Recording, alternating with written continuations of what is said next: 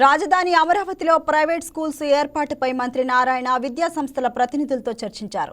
వచ్చే జూన్ నాటికి అమరావతిలో ప్రైవేట్ స్కూల్స్, హాస్పిటల్స్ ఏర్పాటుపై నిర్ణయం తీసుకోవాలని మంత్రి నారాయణ స్పష్టం చేశారు. అమరావతిలోని మంత్రి క్యాంపు కార్యాలయంలో జరిగిన రివ్యూలో సిఆర్డీ అదనపు కమిషనర్ భార్గవ్ తేజ్ పాల్గొన్నారు. అమరావతిలో నివాసం ఉండే వారి కోసం స్కూల్స్, 50 పడకల ఆసుపత్రుల నిర్మాణం వేగవంతం చేయాలని తేల్చి చెప్పారు. వచ్చే జూన్ నుంచి స్కూల్స్లో తరగతులు ప్రారంభం కావాలి అన్నారు.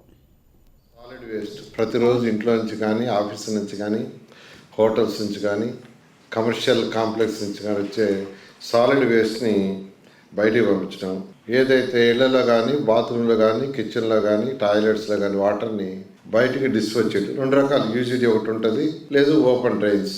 మూడోది రెయిన్స్ వచ్చినప్పుడు స్ట్రాంగ్ వాటర్ ఫ్లో అయ్యేది. Next roads, next lights.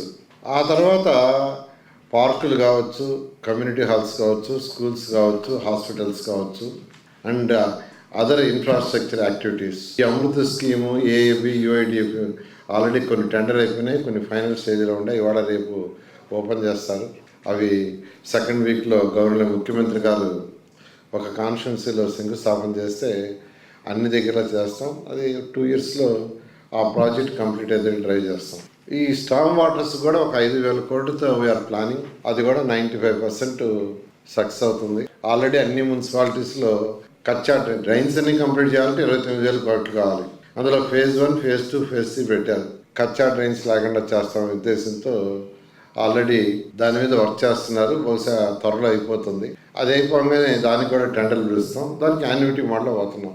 దానికి కూడా ఫైనాన్షియల్ ఇప్పుడు ఒప్పుకున్నారు. అది కూడా అయితే అట్లీస్ట్ మనకు డెన్సిటీ ఉండే ఏరియాలో 100% డ్రైన్స్ ఉండేటట్టుగా రాబోయే 2 yearsలో అది కూడా జరుగుతుంది.